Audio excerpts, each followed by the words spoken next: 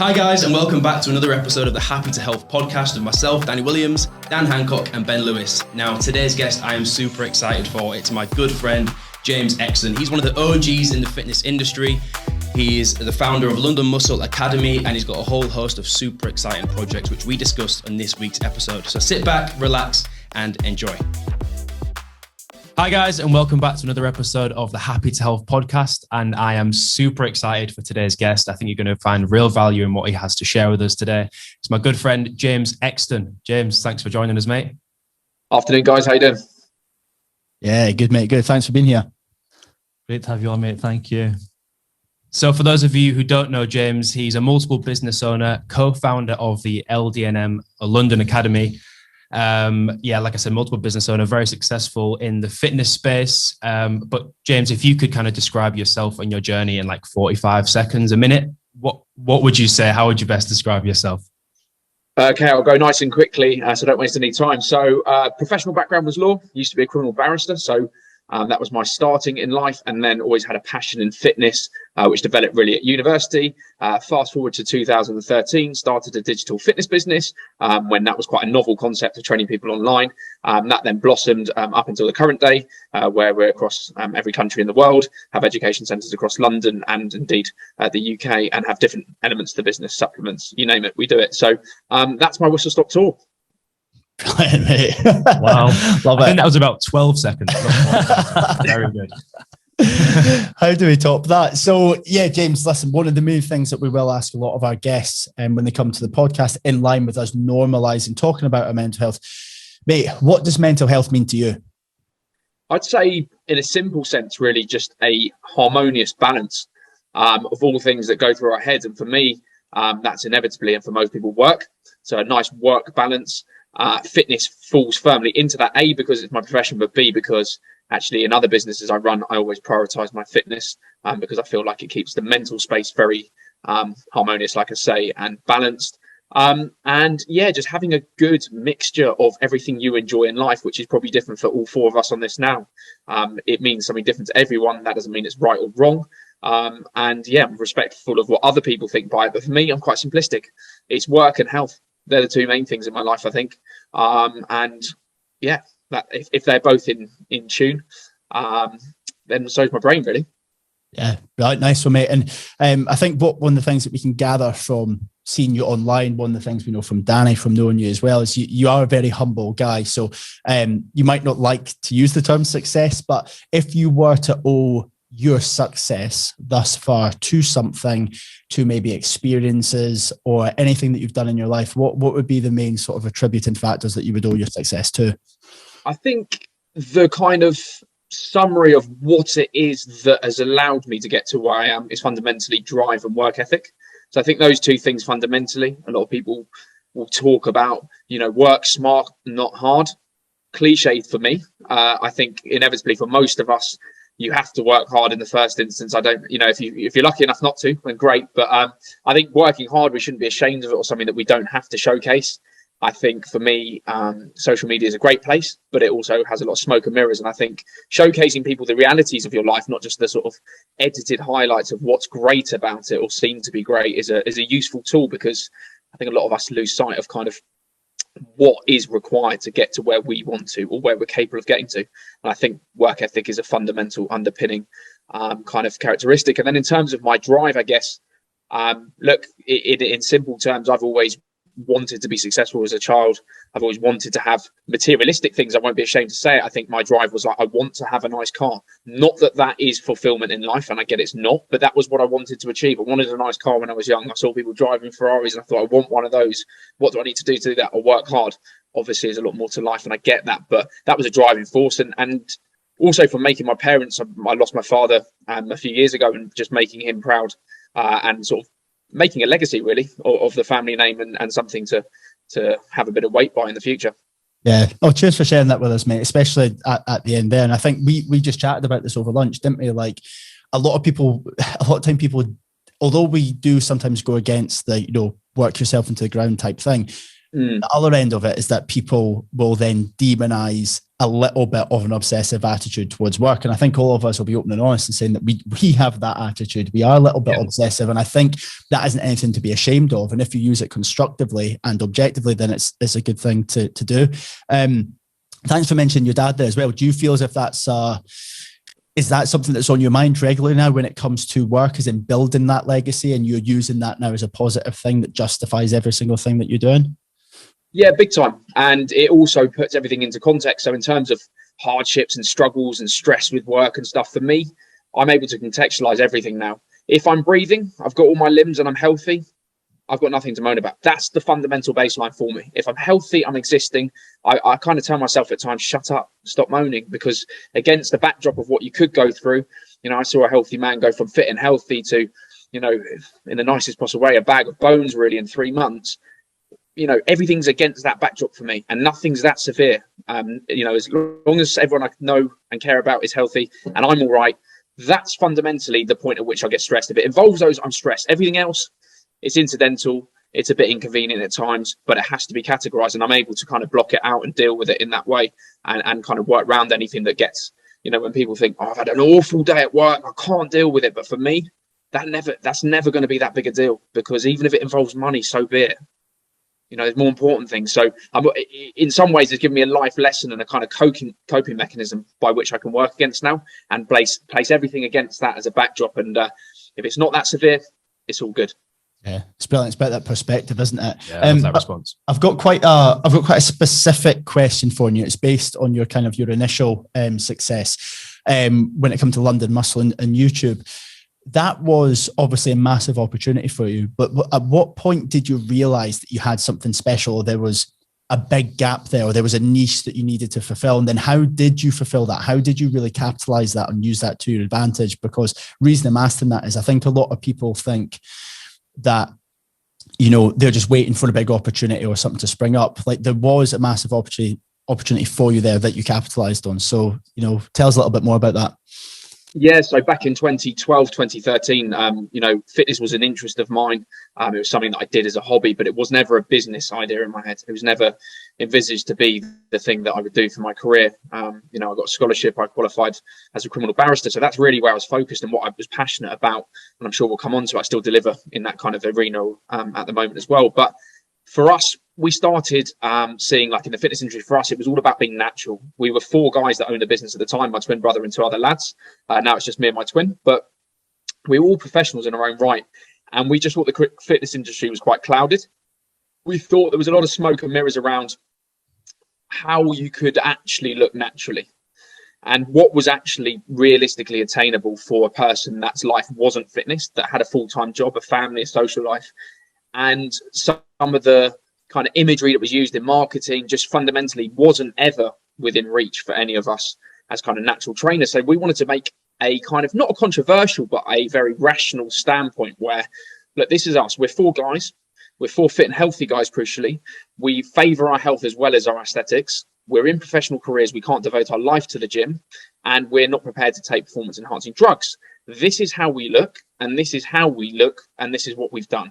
And this is how we've got to this place where we are, basically. And if you want to join the same journey and you have the same kind of mindset and ethos, come along with us. We'll educate you. We'll show you how it works around our lives.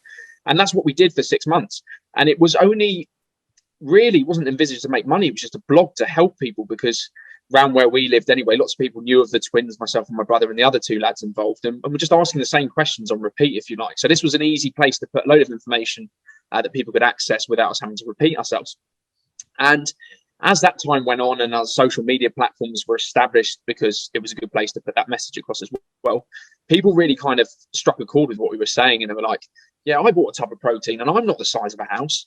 I'm a bit demoralized, and I've been training for 2 years and I'm not suddenly enormous, or my skin's not see-through, and I can't quite work out what's gone wrong. I'm eating chicken, broccoli and rice and those kind of cliche statements. But we were just a voice of reason, really. And it was kind of, it wasn't done to undermine anyone. It wasn't done to throw stones as such. It was more just a bit of transparency in an industry which we thought was quite, obviously supplements have an agenda to push, and that's fine. It's marketing. But we just wanted to be 4 normal blokes, for professionals. This is how we look. We don't look like, you know, enormous bodybuilders, and there's a reason for that. And this is how we do it. And come along if you want to. And that's fundamentally what we exploited. And look, we were all in professional jobs, and it was too much to constantly just answering questions on social media and doing blogs. We were doing it in the evening, we were doing it in the weekends, and we thought we have to monetize this. You know, 6 months of this is basically a job for most people doing this kind of work. We're going to have to charge something, and our followers were receptive to that. They wanted the information to continue. They knew it had to be viable commercially in order for us to continue doing it. And back in 2013, that's when we thought we'll release a digital product with all the information contained within. And people can download it and come on board, basically. Oh, what a journey. I know. Incredible story. So James, one thing that I was pretty much mesmerized by when we first met, and then every time we met after that, was your work ethic. And that's what you touched on earlier. You kind of underpins a lot of your success, how hard you work and your drive. One thing that I know people listening might be sometimes struggling with is, obviously, when things are going well, it's quite easy to jump out of bed and get up and do the work. But obviously, as we know, it's not like that every single day, and motivation comes and goes. And I wanted to ask you, how do you kind of constantly stay, you appear to stay motivated all the time. I know you're a human, and there'll be days when you're not motivated, but you still get up and you get the work done and you do what's required in order to succeed.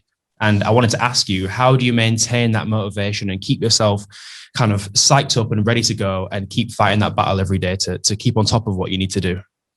Yeah, great question. I think something that definitely needs to be kind of advocated is, look, I'm online, I'm up, I'm about, I commute out of choice, and, you know, -2, -3. And I would regard myself as motivated, but equally have to be clear about it. I am motivated permanently because I do it. Fundamentally, you'll never see me just lay in bed and say, I'm not doing that. I'll get up, I'll do it. Does that mean I want to? Does that mean I jump out of bed going, yes, let's get out in -2? Of course not. I'm a human. If I was sitting here saying anything else, I'd be lying. But crucially, it's the benefit you derive from going through, for me, that hardship, or putting yourself through it a bit in the morning or the evening, whenever it is. It's the benefit you always get off the back of it that I'm looking for. So when I get up in the morning and I'm thinking, I don't really want to commute 10 miles on a bike, I'd rather just sit in a warm car. I know for me that if I do that, I'm going to feel energized. I'm going to feel positive. I'm going to feel uplifted. I'm going to feel like good. Done a bit of cardio this morning. I've moved. I've got sweat on, basically. And I know for me, that will be a better rest of the day productivity wise than it would be if I just got in the car and sat there in traffic, livid that it's wasting my time.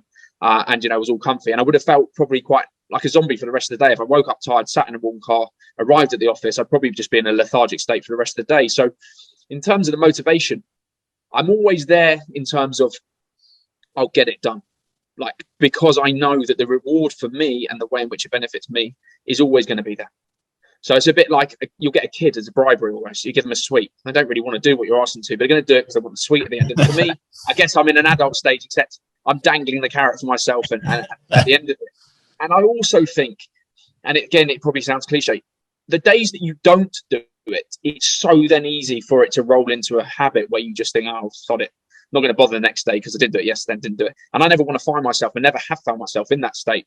And I guess the final side of it, I think a lot of the work that people see me put in is the commuting and the constantly on the move and stuff. And I think for me, it's the sanity side of things. Like, for me, fitness, and a lot of the fitness stuff in terms of choosing to use like a high energy expenditure way to get around, so cycling versus the train or the car where I can, is because it's, to me, fitness is a necessity, really, not a luxury. And I think I've been fortunate enough to go through tough periods in my life and always stay of sane mind. Maybe that's genetics, who knows? But I know for one thing, if I hadn't stuck with that non-negotiable in my life, which was stay fit, stay exercising, stay moving, I don't think I would have stayed in a stable place, or quite possibly wouldn't have, but I wouldn't want to take that risk in any event. So, yeah, look, I'm human. I do have periods where I think, oh, no, but ultimately, it's almost a test to myself. I'm going to get it done, and I don't want to let myself down in that respect.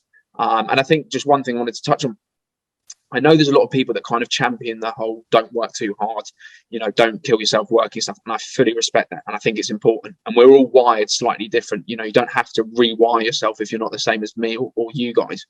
But one thing I do think, a lot of people, if you're wired like me, where work is something that keeps you, mentally stimulated and occupied, I don't think it's a bad thing for me to enjoy working and working hard, because I know that the reality is, if I try to slow down and stop, the thought of not doing it and the thought of thinking, oh, I could be doing something useful with my time would annoy me more or potentially place me in a worse mental place than doing ultimately what I either enjoy or I like being up against pressure ultimately. So I think, it's obviously subjective to each individual, but I don't think there's necessarily, in the same way I wouldn't stigmatize someone that doesn't like to do a lot of work or likes to have a lot of rest time. That's fine. But if it works for you, you know your brain and body better than anyone else.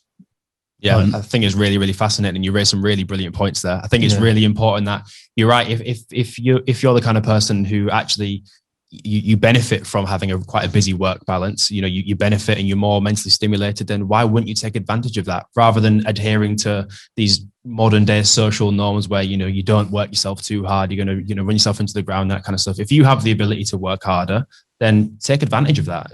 I completely agree. It's linked to aspiration, isn't it? And what people want from life as well. Like, I'd happily shake hands with a guy my age that said, you know what, I'm just happy, just have food on the table and live a chilled life. I respect that fully. Good on you. Excellent. We're just wired differently. And that's fundamentally it. I'm wired to go and try and reach the sky, and you're wired to have a happy existence. And both are perfectly acceptable, but we're different in the same way. You might buy a German Shepherd that's bouncing off a wall, and someone might buy a dog that's really, really low energy and happy just to curl up and sleep. Both are cool. We love dogs, but that's how it is fundamentally. And I that's what I think about social media. It always tries to make you have, there's always two sides of any argument, right? And I think social media likes to have that argument, but I'm happy just to sit in the middle of the fence and say they're both cool. Everyone, I'm happy. I'm not going to push my agenda. I don't tell people if they're not doing what I am, be ashamed of yourself. I just put up what I do, and for many, it inspires and it motivates. And the amount of messages I get on a daily basis, like, thanks so much, I've actually got out of bed and bothered doing something, I feel better for that. Great. If it helps one person, it's worth it. If it helps more, bonus. Brilliant. Love that. Yeah, I think with this age of social media, we see a lot of people, don't we, on social media that seemingly are just constantly at it. And what we actually find the truth is that it's almost like an alter ego, that they're someone else online. But what I can 100% vouch for with 100% conviction is that what you see and what you're saying, James, is very reflective of the reality of who he is. And he does work really, really, really hard. I've actually never seen anything like it. It's quite ridiculous. but slightly worrying, to be honest, mate. But with that, James, I do have to ask, do you ever experience things like burnout, things like fatigue, things like, when you just encounter a day when your body just kind of shuts down, or have you never kind of come across that before? And if you do, by the way, how do you kind of counteract that? Or is there steps that you take to ensure that either those things don't happen at all, or when those things do happen, you know exactly how to manage them? Yeah, look, I'm human. I'll have days where I'm commuting and I just think I feel like porridge. Like I feel like a piece of yogurt on this bike. Like I'm not sure it's the wind or it's me. But look, I've never heard anyone describe that as feeling like porridge. Even when you're being negative, you're describing it as a healthy meal. Yeah, that's brilliant. There's days where I feel slightly less, lethargic and stuff. And I just think you have to listen to yourself from a health perspective. Of course, if you're feeling like you are fatigued and burning out, then crikey, don't push yourself into an early grave. Of course, look, there's days where I think, you know what, I'm going to chill. I do chill. Like I'm normal. There's days where I go to bed earlier. There's days where I go to bed later. For me, I think a lot of the fitness industry anyway overcomplicates things.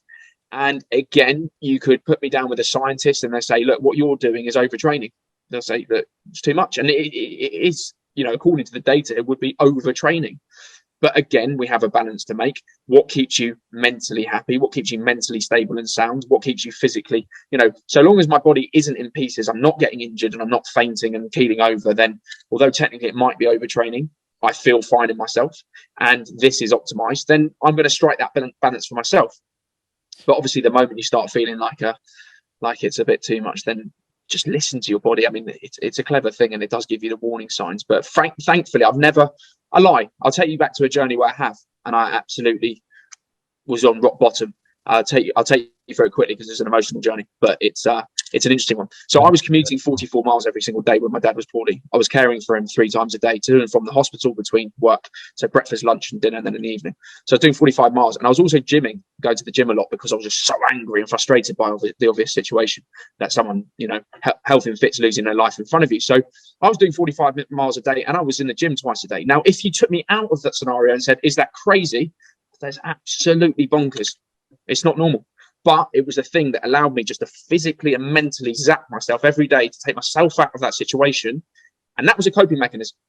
Now, that's not wrong and that's not right, but it worked, and it worked extremely well for me, because if I didn't have that output or that escape mechanism, I wouldn't like to think about where I may or may not be in life. And so, yeah, I did, because after that, I then got hit by a car on the way to arrange a funeral, believe it or not. Okay. And so I had basically just like absolute physical burnout, then just non-stop bad luck.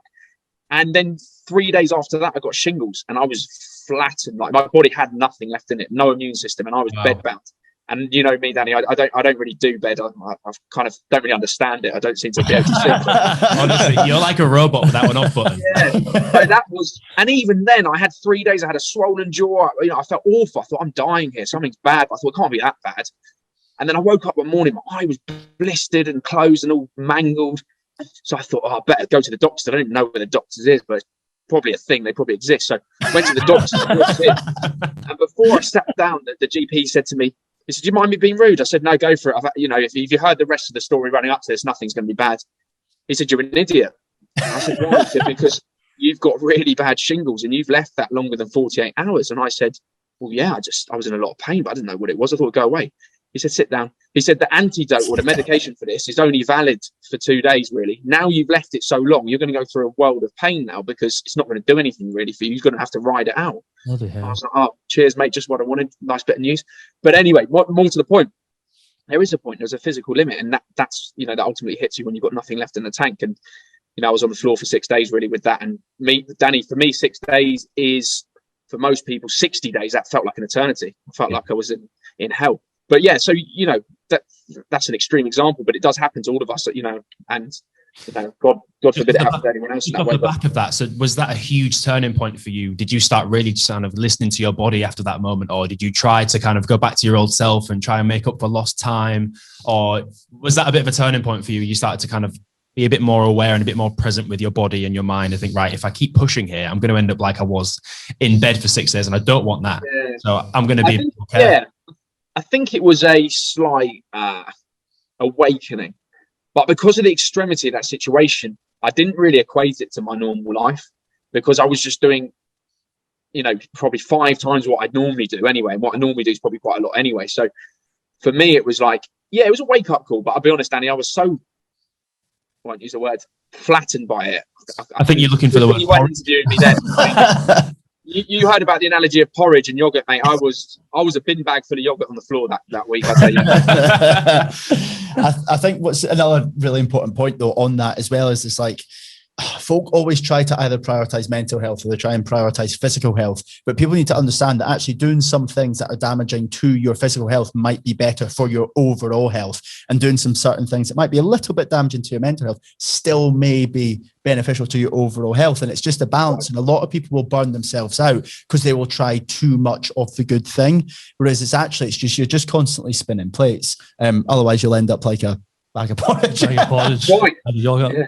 It's so true. And I think, look, this is kind of what we were saying earlier about everyone. When you try and consume everything that's on social media, first of all, you've got to get through the smoke and mirrors and think, right, is this person on a genuine messaging kind of crusade to me to help me, or is there a product at the back of this?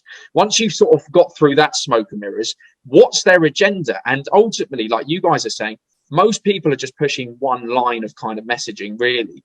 But lots of people aren't putting all the puzzle pieces together. You might see someone that's just talking about food for health. Then you might have someone that's just talking about exercise for vanity or for aesthetics. But people don't seem to put a whole kind of, you know, holistic approach together to say, look, actually, in and amongst all of this, yes, if you want to have a drink, have a drink. Yes, if you want to eat some, you know, bad food, have some bad food. Yes, if you want a day off, have a day off. If you want to work hard. No one really is able to put that whole piece together in a kind of simplistic message, and it is different for everyone, so you're not always going to subscribe to what someone's saying. But I fully agree with what you're saying. I think we do get these kind of extreme messages of prescription of what we should do, and sometimes I think the following of people to the letter is quite dangerous, because, you know, I could follow someone that does have a healthy balance, but that may not be a healthy balance for me at all. I might go, I better go and copy him because it's working for him, and then suddenly that's not what I want for my life, or doesn't feel like it works for me. Yeah, definitely. And I think one of the interesting things is you've got a really great self-awareness. Like we can feel that. Obviously, James, we've never met before. You know Danny, but I think really coming through in the call today, you can see that self-awareness that you have for what situation that you're in, or what your body's telling you, or what your mind's thinking. You have a really great self-awareness, which I think will be quite inspirational for a lot of people. And one of the things we wanted to touch on, speaking about being quite inspirational, was when we were discussing about you coming on the podcast, doing a bit of background. Danny had mentioned that you had quite a really interesting project with prison inmates and training them up to become fitness professionals. Now, I know that you touched at the top of the podcast that you had a background as a criminal barrister, so I imagine it's linked to that. But what inspired you to kickstart such an interesting project, and how's that been going?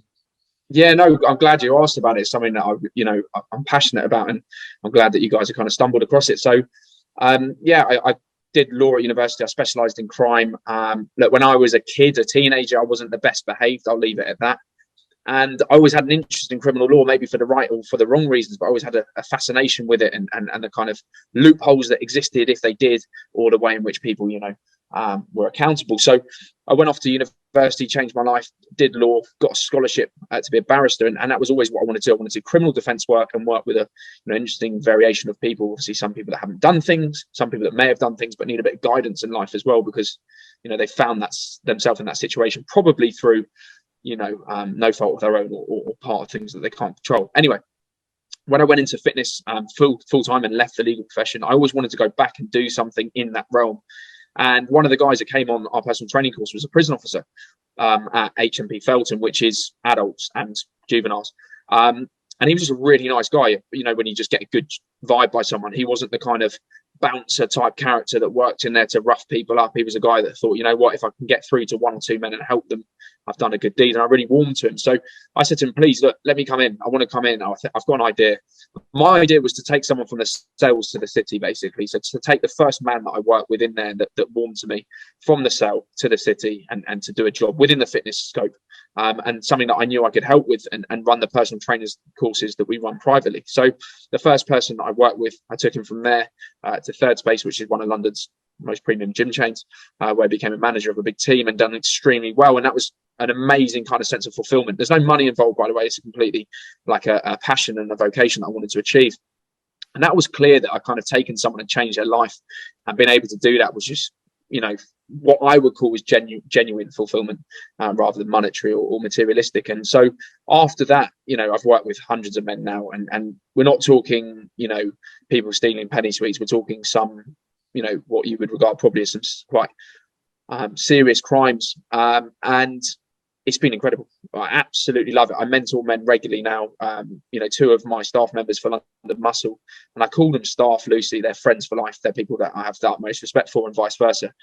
Both are ex-offenders, one of which had a 22-year prison sentence. So again, someone has changed, done amazing things, and they're not employed because of their background, by the way. They're employed because they're incredible at what they do, and most loyal and trustworthy staff members I've ever had.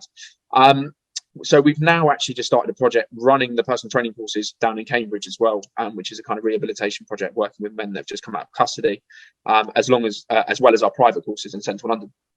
And the guys that are tutoring with me down in Cambridge are the guys that were in custody as well. So we're building a hub where they're now going to help other people change their lives. But again, social media, got no qualms in saying it's a mixed up place. It's quite a difficult place for people of certain generations, or any generations, to deal with.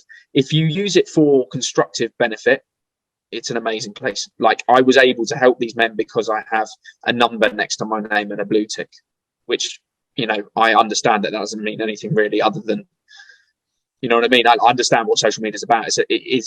If you are taking it too seriously, there's an issue. And like, to me having a big following, if I can help people with it, that's all I really care about. I don't care how many followers I actually have. And so I was able to have that credibility behind me in a business to help them, which I wouldn't have been able to do if I didn't. So being able to use that for positive change is for me what more of social should be about. Yeah. And like, I see what Danny puts out, mental health messaging, and a lot of the stuff you do. The more people that could put out something of benefit and use a following for constructive aim, it would be so powerful.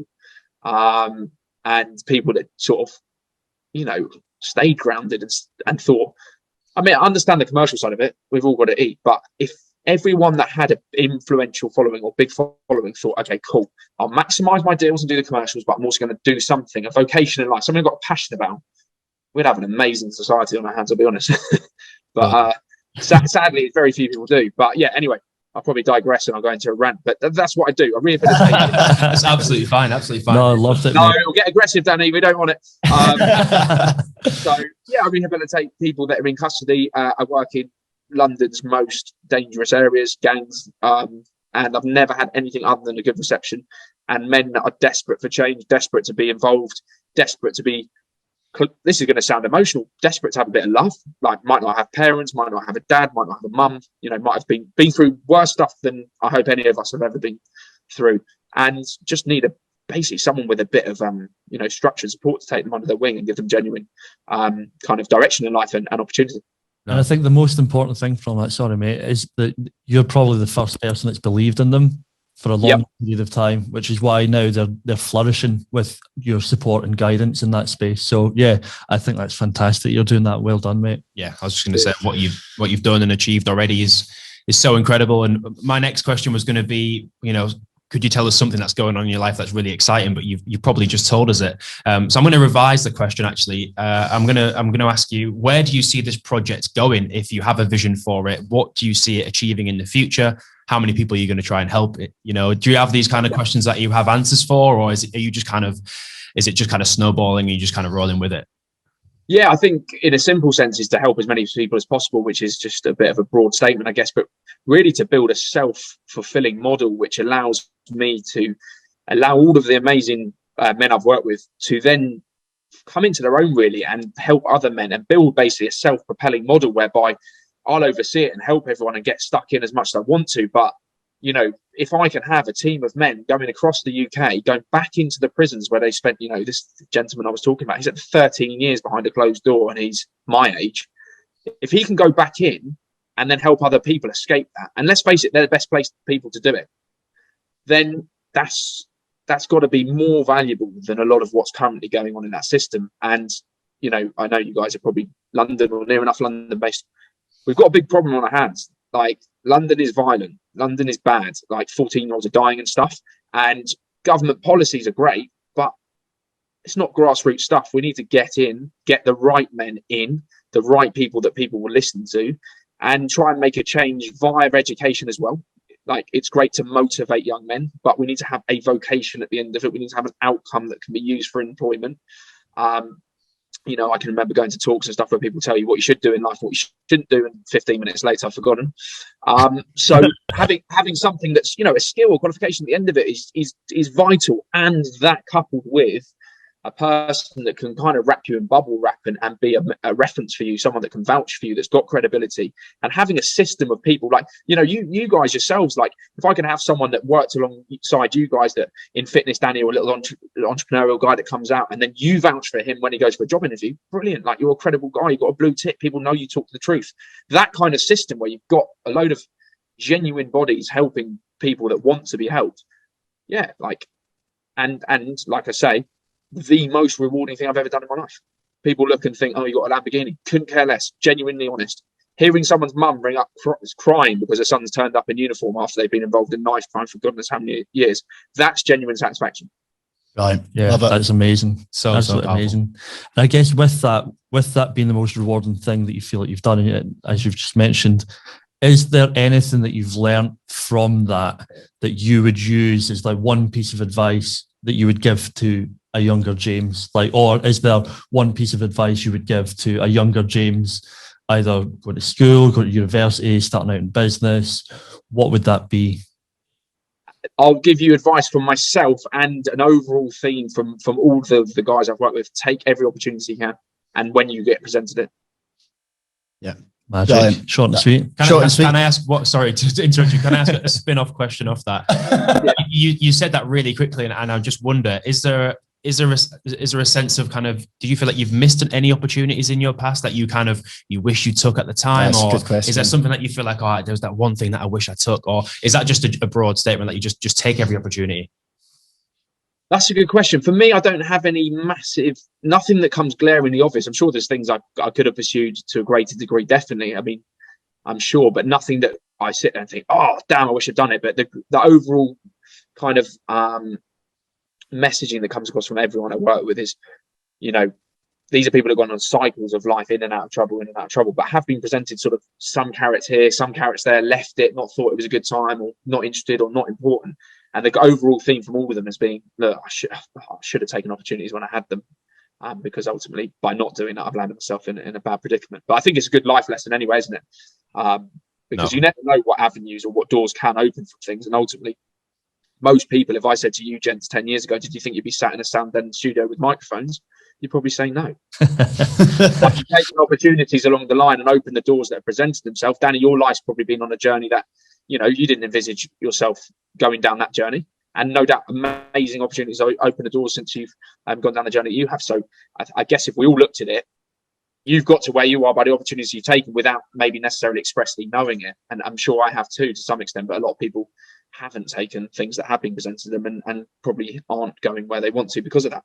No, absolutely. Yeah. I think it's a great lesson for anyone listening. Definitely. Yeah, definitely. A really nice way to round off as well. So what we're going to do is, James, we promised you a little challenge that I know you've probably been looking forward to the whole time. I cannot control my emotions. So before we jump into the challenge, because we will pretty much round off with that, let's just, I think a lot of our listeners will know who you are anyway, but if anyone wants to follow you, wants to follow your journey, typical podcast sign-off question, where can people find you and where can people be inspired by you? Yeah, you can find me on Instagram. That's the main place to find me. So it's JE, that's my initials, _ LDNM. There you go. Is that what we're doing, guys? Plug. Well done, mate. It was subtle until that came up. You didn't ask me to tape it up, so I'll take full advantage. Mate, do it. Right, brilliant. Okay, so we've got a wee challenge for you. I'll let Ben explain it. Yeah, so basically what we're going to do is our challenge is called the head-to-head challenge or H2H challenge. Basically, nice and simple. All you need to do is hold a squat for 60 seconds and 16. answer. Sorry? 60. 60. 60. 1 minute. 1 minute. Glad I did leg on Sunday, guys. Cheers, Danny. And answer as many quick fire questions as possible in 1 minute. Okay? Sounds great. Some are dead simple. Others might get you to think a bit. And basically, the number of questions you answer while you hold the squat will go up on our leaderboard. And there's no prize. It's just bragging rights against all of our other guests, really. Yeah. So far, I think the number to beat is 12. 12, I think. I'm not just worried about the squat, to be honest. Forget the 12. That's a bonus. Yeah. If you fall, we'll stop it where you're at. But obviously, for bragging rights, we're not on that. Right, cool. Do you want to get ready, and then I'll let you know when we are ready? Yeah, let me just do a full mobility warm up. No, I'm joking. Right, I wouldn't know what that was unless it slapped me in the face, Danny. You know about that, right? Well, by the way, guys, my laptop has a webcam in the F key, so the angle of it is you're going to have to just accept that when you see, I don't know, I might disappear. Right. Okay, we'll trust you. Right, we're starting. Okay, cool. Right. Okay. Cool. We're ready to rock. He's already doing it. Right. That's brilliant. We just screenshot this. Okay. Right. 3, 2, 1. Off we go. Describe yourself in 3 words. Generous, funny, humble. What is your best failure? Failing a law exam. Where are you at your happiest? On my push bike. Would you say you're an introvert or an extrovert? Extrovert. What's your favourite alcoholic beverage? Vodka. What's the one thing you need to improve at? Punctuality. When was the last time you were drunk? 2 years ago. When are you most productive? Late at night. Who is your inspiration and why? One of the offenders I've worked with. Too many reasons. Brilliant. What is your favourite number and why? 13, because it's odd. In which subject were you worst at school? Maths. In which subject were you best at school? English. Brilliant. Last one. What scares you? Death. Hell.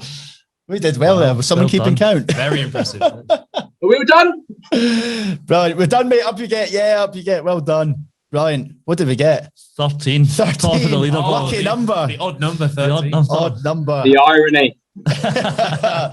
Brilliant. Okay, nice one. Well, listen, I think on behalf of everyone here, from myself, Ben, Danny, we just want to say a massive thank you to you. We know how busy you are, and we massively respect your journey. And I think from, a couple of young lads who are, wanting to make a massive change within the fitness industry, to see someone like you having done it so humbly and also doing so many things to give back, we think is, incredibly powerful, mate. So I just want to say a big thank you from all of us. Absolutely. 100%. Echoing exactly what you just said then. Nothing but inspiring, mate. And thanks for sharing your experiences, and thanks for your time today. Wow. What a conversation. What an episode. I hope you guys enjoyed that as much as we enjoyed talking with James. I think it was a really powerful conversation, so I really hope you enjoyed it. If you did, and if you found it beneficial, don't be scared to share it with a friend, share it with somebody you think it also might benefit.